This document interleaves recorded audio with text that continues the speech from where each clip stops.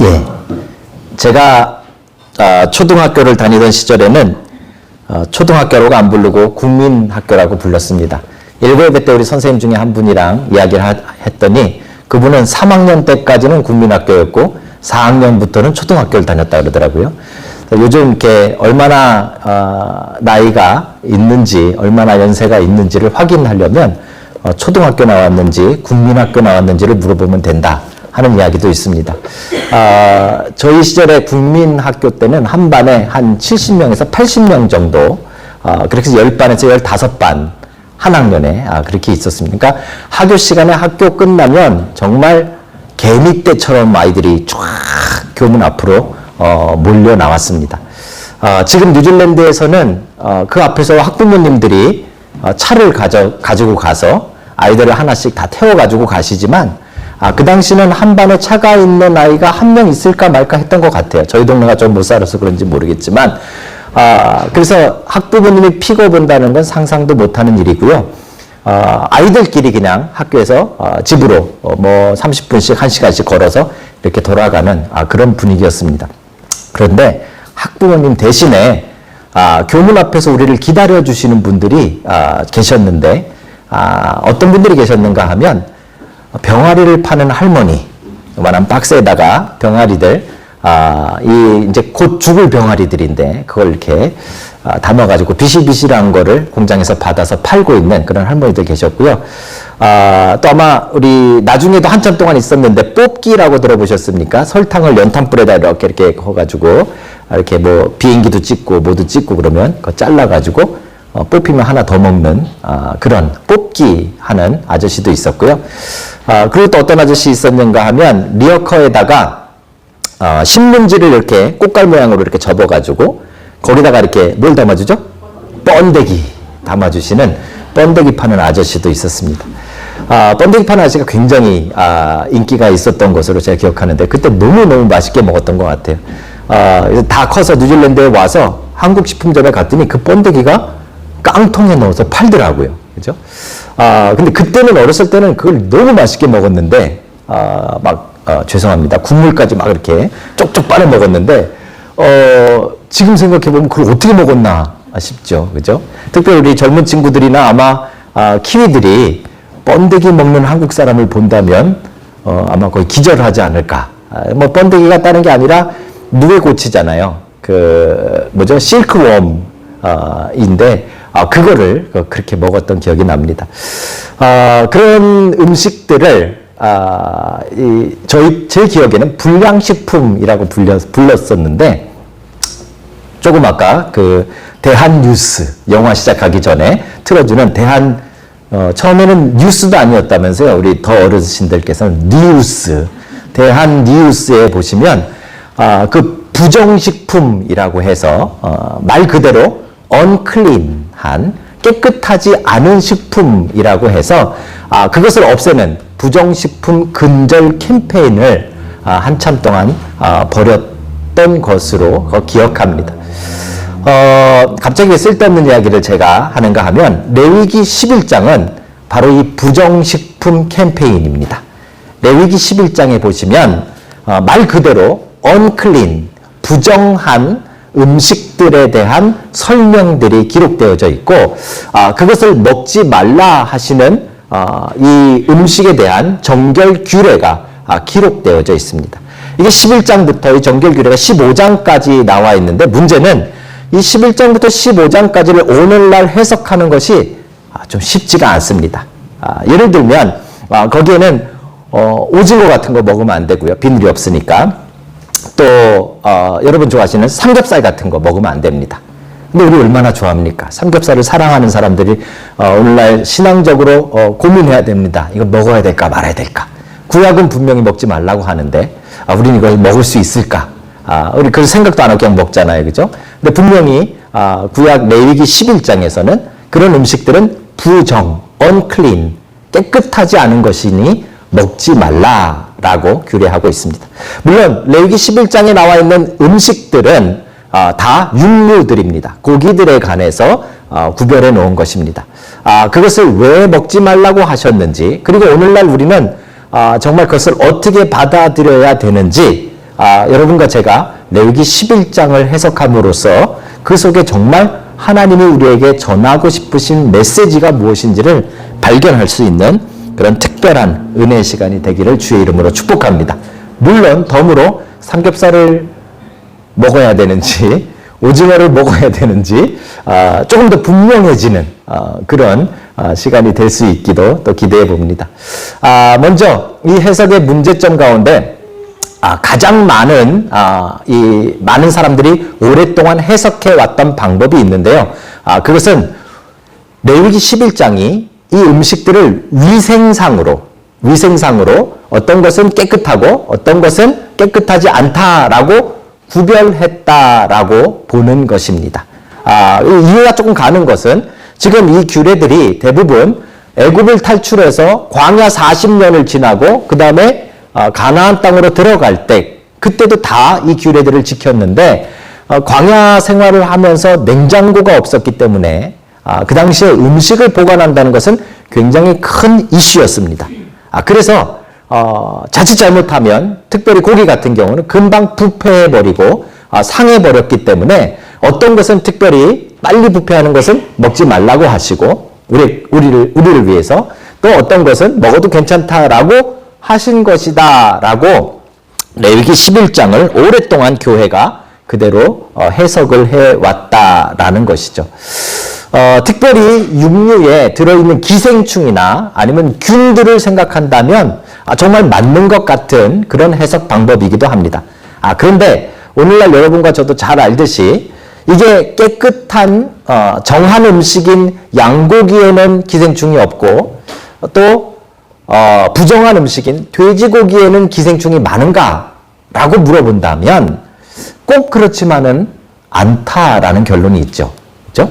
결국 위생 때문에 어떤 것은 균이 있고 기생충이 있어서 먹지 말고 어떤 것은 깨끗하니까 먹어도 된다라고 말씀하신 것은 아닐 것이다 라는 것이 오늘날 많은 사람들의 해석입니다.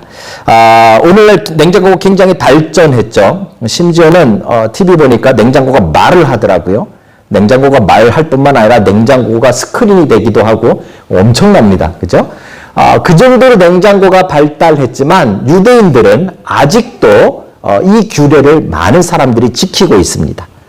그런 것으로 봤을 때 단순히 음식 보관하는 위생상의 문제로 이 규례들이 있는 것은 아니다라는 것을 우리는 한번 생각해 볼 수 있습니다.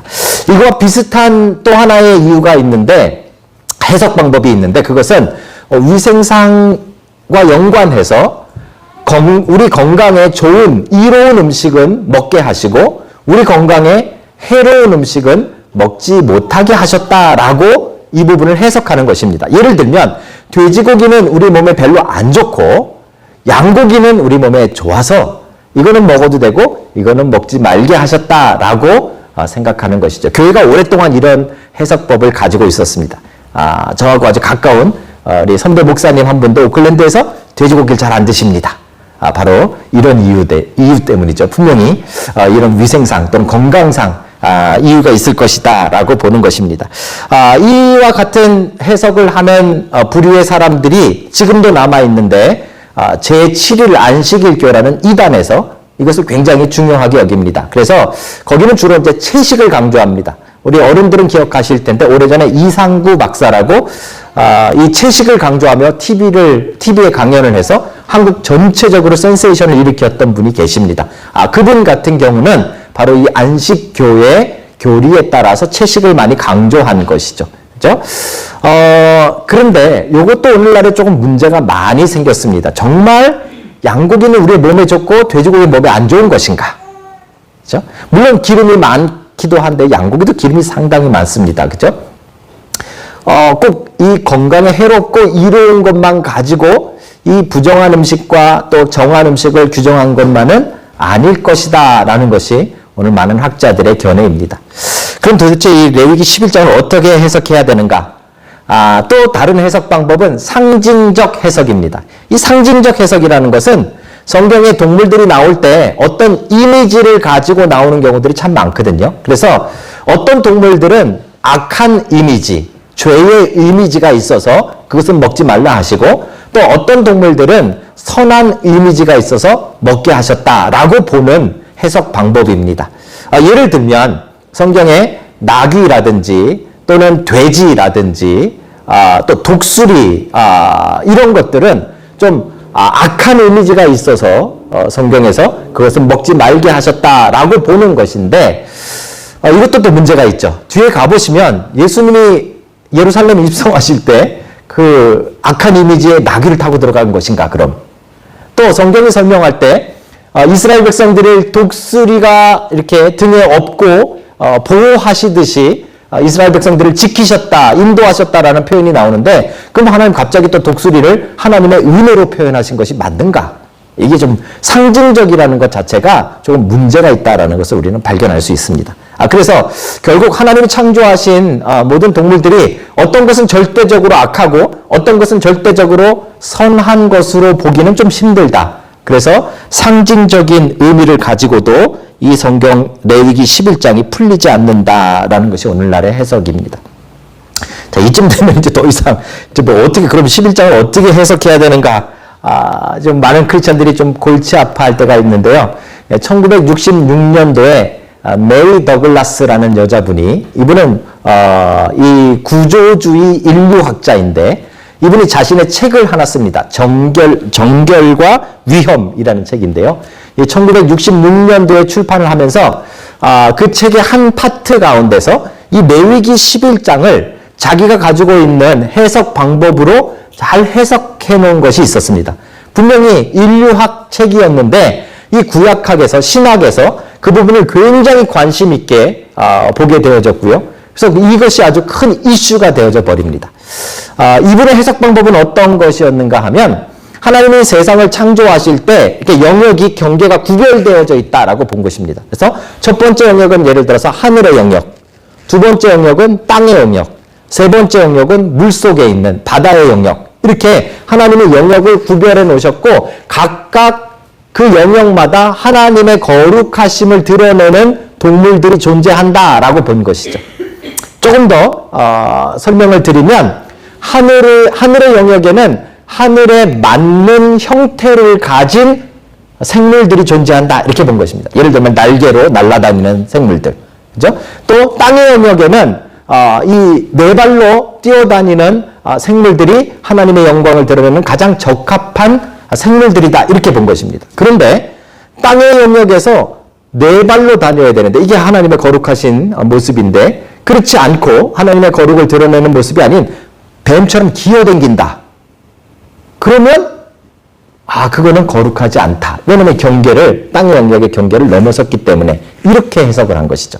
그래서 레위기 11장에 나와 있는 그 동물들을 대부분 이 세 가지의 영역의 경계를 왔다 갔다 하거나 하나의 독특한 모습을 보이지 않는 동물들일 가능성이 높다라고 이 메리라는 사람이 해석을 하기 시작했는데 그것이 이 신학자들에게 엄청난 영향을 줍니다. 그래서 결국은 나중에 이 메리 더글라스가 이 신학 쪽으로 옮겨와서 여기에 대한 이 디베이트가 이루어지는데요.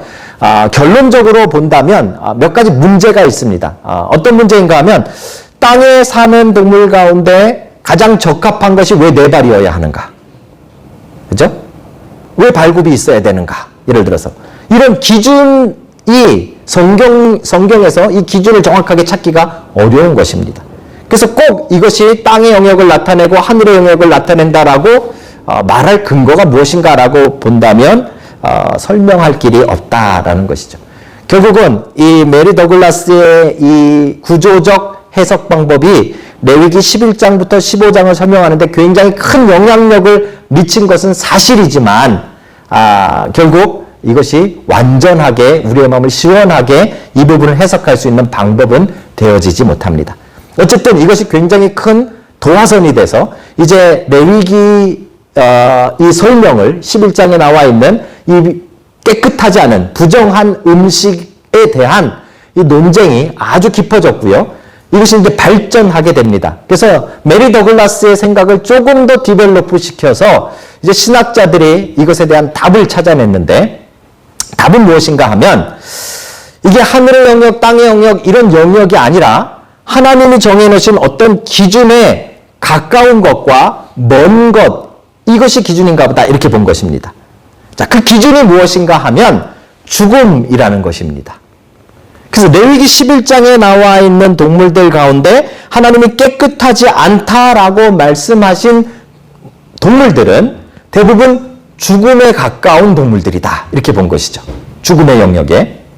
이게 메리에서부터 이게 굉장히 발전된 생각입니다. 영적으로 이제 이것을 풀어가기 시작한 것이죠.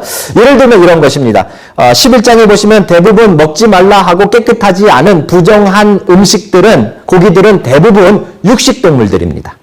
육식동물들은 자기가 살기 위해서 다른 동물을 잡아서 죽여야 되는데, 피를 흘려야 되는데, 이 삶에 늘 죽음이 가까이 있는 이 육식동물들은 하나님이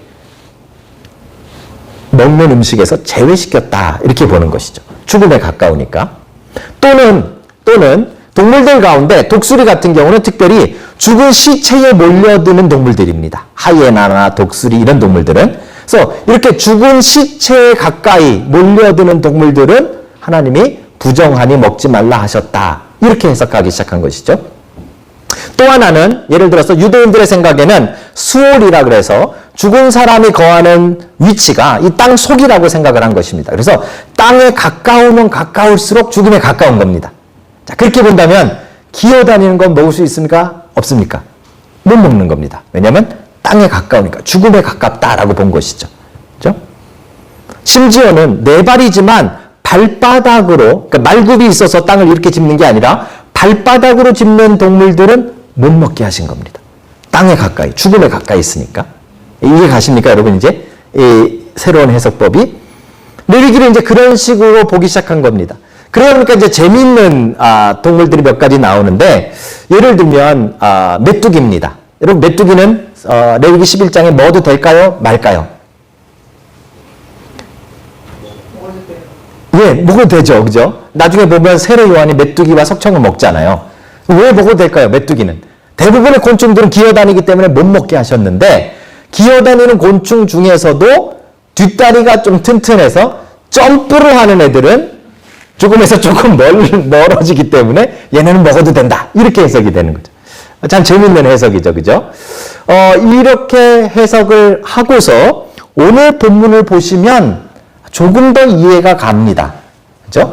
단순히 부정한 이 동물들이라고 다른 이유가 있는 것이 아니라 이들의 죽음과 또는 이들이 죽음과 가까이 있는 것과 연관이 있다라는 것을 오늘 24절부터 28절이 설명해주고 있는 것이죠. 부정한 동물들이 죽은 시체는 더욱더 부정하니 만지지도 못하게 하신 겁니다. 그죠? 자, 그러면 이제 여기서 질문이 있습니다. 그럼 깨끗한 동물, 먹어도 되는 동물이 죽은 건 어떡합니까? 그것도 죽음인데. 그것도 만지지 못하게 하신 겁니다. 그게 뒤에 가면 36절, 39절에 가시면 그 부분이 설명이 나오는 것이죠. 그러니까 결국은 이 부정한 음식, 즉 깨끗하지 않으니 너희가 먹지 말라라고 하나님이 금지하신 음식의 특징은 무엇인가 하면 죽음과 가까이 있는 것이다. 이렇게 보는 것입니다. 그렇죠? 그래서 먹지 못하게 한 것입니다. 자, 그러면 그렇게 해서 이제 11장을 해석을 하고 나면 이제 우리에게 실질적인 문제가 생깁니다. 그러면 오늘날도 죽음과 가까이 있는 동물들, 레위기 11장에 나와 있는 예를 들어서 뭐 돼지, 고기, 삼겹살을 사랑하는 사람들은 이거 너무 충격적입니다. 이 돼지고기는 부정하니 먹지 말라. 그렇죠? 이 한치, 여러분 한치회 드셔보셨습니까? 오클랜드에서는 이 낚시해가지고 한치에 밤에 잡아다가 다음날 해가지고 야채, 이 과일이랑 이렇게 해가지고 먹으면요, 진짜 맛있습니다. 그런데 레위기 11장에서는 먹지 말라. 이렇게 되어 있는 거죠. 오늘날 우리는 이걸 어떻게 받아야 됩니까? 그 레위기 11장은 도대체 왜 음식에 대해서 금지하는 것을 도대체 왜 기록해 놓은 것입니까? 여기에 대한 답을 두 가지의 구절에서 우리가 찾을 수 있는데요. 첫 번째 구절은 디모데전서 4장 3절에서 5절입니다. 영어로 나와 있네요. 그죠? 제가 한글로 읽어드리겠습니다. 혼인을 금하고 어떤 음식물은 먹지 말라고 할 터이나, 이 부분이 바로 금욕주의와 조금 아까 얘기했던 부정한 음식에 대한 부분이죠. 금지사항이죠. 음식물은 하나님이 지으신 바니 믿는 자들과 진리를 아는 자들이 감사함으로 받을 것이니라. 먹어도 된단 말입니다. 하나님께서 지으신 모든 것이 선함에 감사함으로 받으면 버릴 것이 없나니 하나님의 말씀과 기도로 거룩하여짐이라. 구약의 레위기 11장에서는 분명히 먹지 못할 음식들을 기록해 놓았는데 이제 신약에 와서 그 부정한 음식에 대한 금지 규례가 깨어지고 무너지고 있는 것을 신약이 기록하고 있는 것이죠. 먹어도 된다는 말입니다. 그죠? 얼굴에 화색이 조금 도시는 거죠. 삼겹살 드셔도 됩니다. 그죠? 자, 이 부분은 실제로 어떻게 적용되어졌는가를 사도행전 10장 9절에서 15절이 이야기하고 있는데요. 아까 우리 주일학교와 나누었던 베드로에 관한 이야기입니다. 베드로가 이제 복음을 증거하기 시작할 때 유대인에게만 증거하다가 고넬료라는 로마인에게 복음을 전하게 되어지는데 이것이 굉장히 힘든 일이었습니다. 왜냐하면 음식뿐만 아니라 사람들도 유대인들의 생각엔 부정한 사람들, 이방인들과 깨끗한 유대인들 이렇게 구별을 해놨기 때문에 이 경계를 넘어가는 것 자체가 너무 어려운 일이었습니다. 그래서 하나님께서 베드로의 생각을 바꾸어 주시기 위해서 특별한 일을 벌이시는데 그게 사도행전 10장 9절에서 15절입니다. 제가 읽어드리겠습니다. 이튿날 그들이 길을 가다가 이 고넬료가 자기 하인 두 사람과 병사를 보내서 그들이 베드로가 사는 성에 가까이 간 것입니다. 그 성에 가까이 갔을 때에 그때 베드로가 기도하려고 지붕에 올라가니 그 당시 지붕은 이렇게 평평하게 좀 이렇게 되어져 있었습니다. 그래서 올라갈 수 있는 그런 옥상이라고 생각하시면 됩니다. 그 시각은 제6시더라. 여기의 6시는 정오 12시를 말합니다. 유대인들의 기도 시간은 아닙니다. 하지만 베드로가 정오에 기도하러 그 자리에 올라간 것을 보여주는 것이죠. 그가 시장하여 배가 고파서 먹고자 하매 12시니까 이제 뭘 좀 먹어야겠죠. 사람들이 준비할 때 밑에서 사람들이 그가 먹을 음식을 준비하고 있었습니다. 황홀한 중에 하늘이 열리며 한 그릇이 내려오는 것을 보니 환상 같은 내용입니다. 큰 보자기 같고 네 귀를 메어 땅에 들이웠더라. 그 안에는 땅에 있는 각종 네 발 가진 짐승, 이제 잘 보시면 이 부분이 레위기 11장에 나와 있는 부정한 음식들입니다. 기는 것과 뱀이나 이런 거겠죠, 그죠? 공중에 나는 것들, 독수리나 올빼미, 레위기 11장에 먹지 말라고 했던 그런 내용들이죠, 그죠? 공중에 나는 것들이 있더라. 또 소리가 있으되 베드로야 일어나 잡아 먹으라 하거늘 베드로가 이르되 주여 그럴 수 없나이다. 속되고 깨끗하지 아니한 것을 내가 결코 먹지 아니하나이다 한데 또 두 번째 소리가 있으되 하나님께서 깨끗하게 하신 것을 내가 속되다 하지 말라. 부정한 음식에 관한 규례가 깨어져 버린 거죠. 그렇죠? 레위기 11장에 먹지 말라고 깨끗하지 않다라고 말씀하신 그 규례가 지금 사도행전과 디모데전서에 와서 신약에서 완전히 무너져 버리는 것입니다. 여러분 먹어도 된다라는 말이죠. 왜 그렇습니까? 이것을 위생상으로 해석해가지고는 도저히 풀리지 않습니다. 건강상으로 해석해서는 풀리지 않습니다. 이건 구조상으로 해석해도 풀리지 않습니다. 그런데 이것을 생명과 죽음으로 생각하면 이제 여기서 풀리기 시작합니다. 디모데전서를 다시 보시면요. 어떤 사람들이 이걸 먹을 수 있다라고 이야기했는가 하면 믿는 자들과 진리를 아는 자들이라고 했죠. 진리를 아는 자들은 복음을 아는 자들, 예수 그리스도를 아는 자들입니다. 그렇죠? 예수 그리스도께서 십자가에 달려 죽으시고 장사한 지 사흘 만에 다시 살아나셔서 죽음을 이기시고 죽음을 승리하시고 죽음의 권세를 무너뜨리신 그 사실을 아는 사람들, 믿는 사람들에게 이야기하는 것입니다. 그 사람들은 이제 더 이상 죽음과 가까이 있었던 음식이 부정하지 않다라는 것이죠. 그렇죠? 지금 고넬료에게 복음을 증거하기 위해서 하나님이 베드로의 생각을 깨시는 방법이 하나님이 깨끗하다 한 것을 네가 부정하다 못하니라 라고 말씀하시는 겁니다. 여기도 복음이 들어있습니다. 복음을 전하기 위해서 그렇습니다. 그리고 그 복음의 핵심은 무엇인가 하면 십자가에 죽으셨던 예수 그리스도께서 죽음을 이기고 생명으로 우리에게 오셨다는 사실을 전하기 위해서 이 사건이 벌어진 것이죠.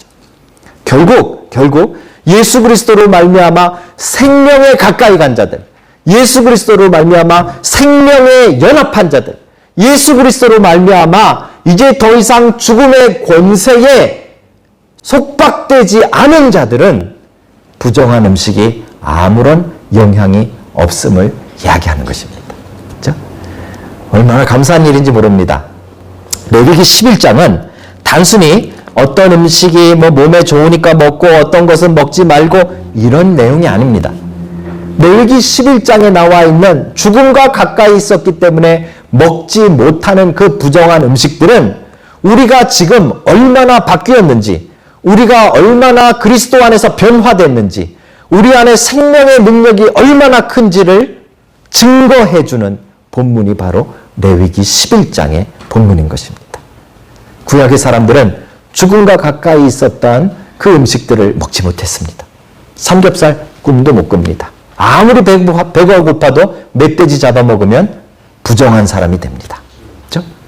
그런데 이제 신약에 와서 그 죽음과 가까이 있었던 동물도 내 안에 있는 생명이, 내 안에 계신 예수 그리스도의 생명이 그 모든 것을 뛰어넘는 능력으로 나타나게 되는 것이죠. 사랑하는 성도 여러분, 이제 우리는 더 이상 죽음의 권세에 매여 있는 자들이 아닙니다. 우리는 더 이상 죽음으로부터 영향받는 자들이 아닙니다. 여러분과 제가 이제 더 이상 죽음을 두려워하지 않을 것은 이제 우리 안에 계신 예수 그리스도께서 그 죽음을 이기고 부활하셨기 때문에 그렇습니다. 그 그리스도와 연합한 자들은 이제 잠시 우리의 영혼과 육신이 분리됨을 경험할지라도 그것은 죽음이 아닙니다. 우리는 다시 부활할 존재들이기 때문에 그런 것이죠. 사랑하는 형제자매 여러분, 레위기 11장을 통해서 여러분 안에 예수 그리스도가 생명 되심을 발견하는 은혜가 있기를 주의 이름으로 축복합니다. 더 이상 죽음의 권세에 매여 있거나 죽음의 권세에 속박받는, 영향받는 자들이 전혀 아니라는 사실을 이제 여러분들이 레위기를 통해서 다시 한번 발견하는 여러분과 제가 되기를 주의 이름으로 축복합니다. 오늘은 여러분 집에 돌아가셔서 삼겹살을 드시며 감격하셔도 아무 문제가 없으십니다. 맛있어서 감격이 아니라 정말 죽음과 가까이 있었던 부정한 음식이어서 내가 전혀 손댈 수도 없었던 것을 이제 내 안에 계신 예수 그리스도로 말미암아 전혀 영향받지 않고 먹을 수 있다라는 그 감격, 그렇죠? 내가 더 이상 죽음의 영향력 아래가 아니라 생명에 가까이 있는 자라는 그 감격을 누리시는 여러분 되시길 주의 이름으로 축복합니다.